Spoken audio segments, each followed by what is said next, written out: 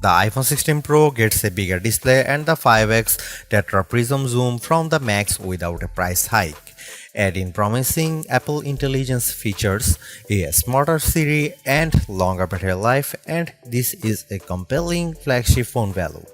I just wish the charging speed got a boost and that visual intelligence and ChatGPT weren't coming later.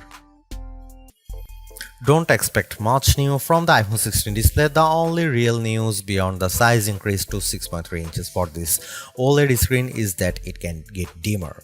The minimum is now just 1 nit.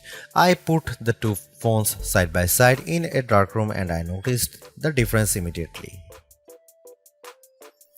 What's the benefit? You can use your phone in bed without disturbing your partner, and if you are using standby mode, the iPhone 16 Pro won't be as bright when you are using it overnight as an alarm clock.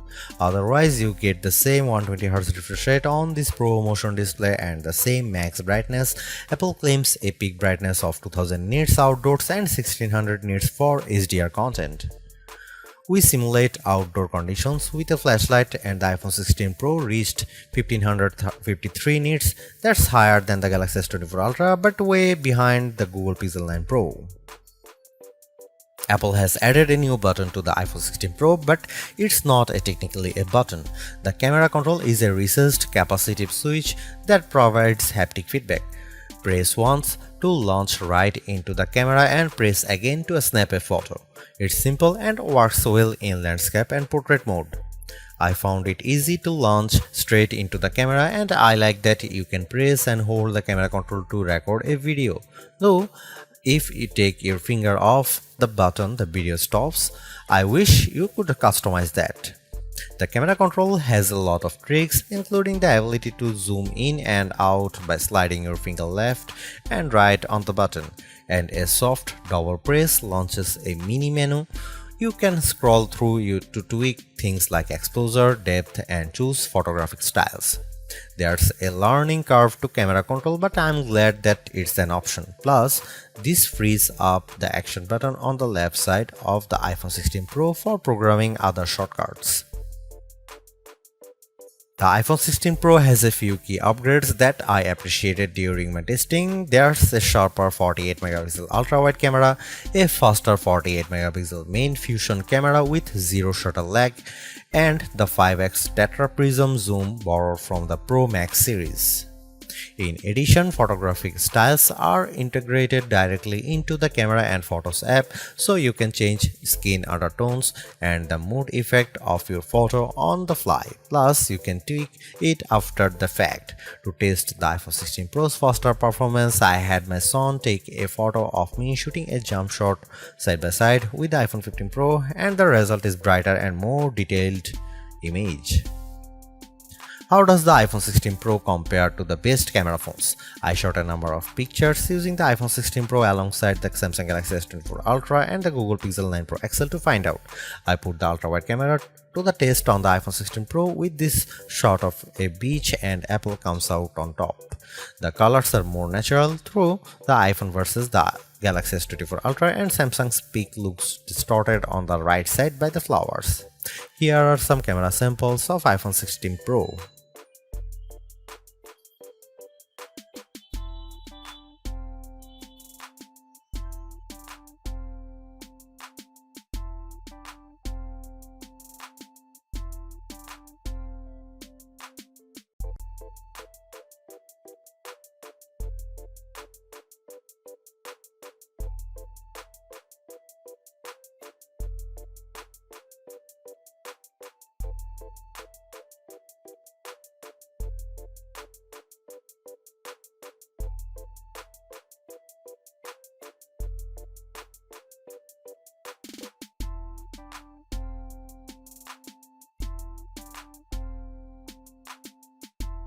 Hey Siri, are you smart yet?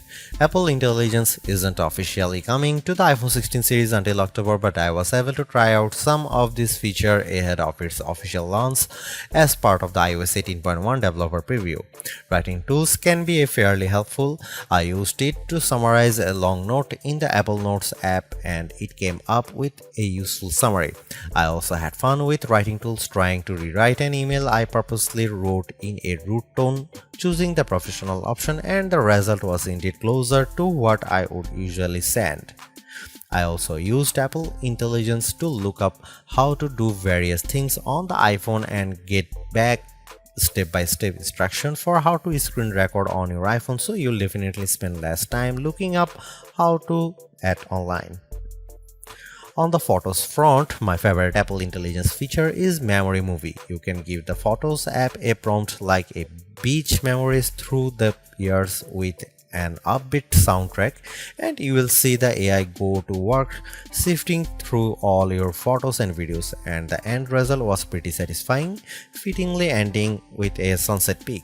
While it's overdue, I appreciate that the iPhone 16 Pro has a clean up button, which is basically Google's Magic Eraser on iOS. Apple's version of this feature is smart enough to identify objects or subjects you might want to remove, and it works quickly. But the feature struggled in some cases to completely erase what I didn't want in the frame.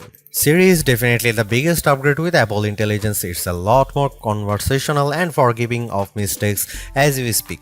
For example, I was able to correct a timer from 10 minutes to 5 minutes on the fly and Siri got it right. The new Siri in Apple Intelligence is also better with follow-up questions. For example, I could ask about the weather today and then say, how about the rest of the week? And I got an extended forecast. Siri was also smart enough to answer who do the Yankees play next and what are the odds in succession, though it couldn't tell me who the starting pitcher was. I got several links instead. Another plus is that you can talk to Siri just by typing. You tap the bottom of the iPhone 16 Pro to enter your query, which comes in handy when you can't talk. Siri is definitely getting better, but it doesn't have that wow factor that you will experience with Gemini Live Voice or GPT-40 Voice, where it feels like you are having a real conversation with a chatbot. The iPhone 16 Pro packs Apple's new A18 Pro chip built on 2nd generation 3nm tech as well as 8GB of RAM. Based on our testing, it is indeed the fastest chip around, but not on every test. When I played Resident Evil Village, I was scared as I made my way down a snowy path and stumbled upon some dead birds. The graphics are console grade. I also got to play the Infinity Nikki game, which was in beta, and the lighting and water effects were very impressive. On Geekbench, which measures overall performance, the iPhone 16 Pro is 50% faster than the Galaxy S24 Ultra's Snapdragon 8 Gen 3 chip on single core and 15% higher on multi-core performance. The Pixel 9 Pro series is well behind. To test video editing performance, we use Adobe Premiere Rush and time how long it takes to transcode a 4K clip to 1080p. The new iPhone 16 Pro needed just 21 seconds, which is twice as fast as the S24 Ultra.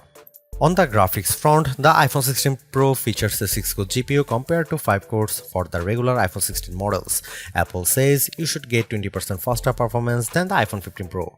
On the 3D Mark Solar Bay graphics test, which has support for ray tracing, the iPhone 16 Pro was 22% faster than the iPhone 15 Pro. However, that's still 18% behind the Galaxy S24 Ultra, which also delivered higher frame rates on the test.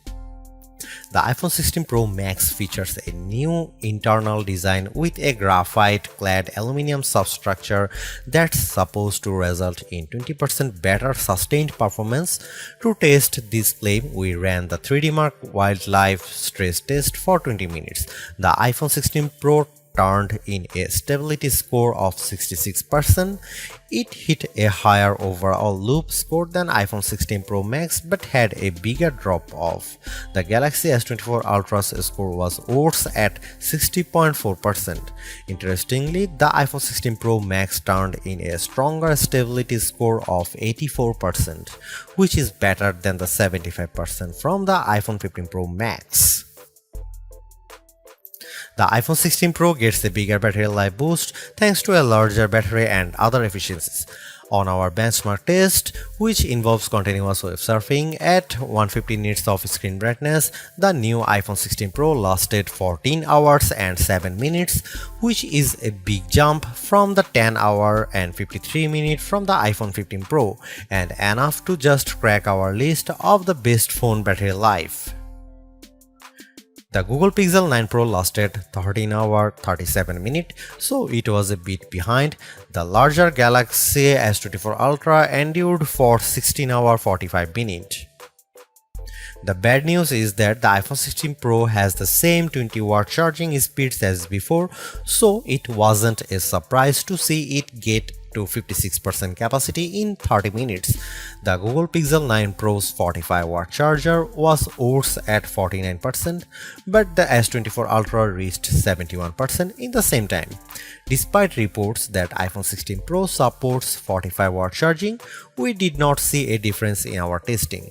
The good news is that MagSafe wireless charging sees a jump from 15W to 25W if you are using a 30-watt adapter.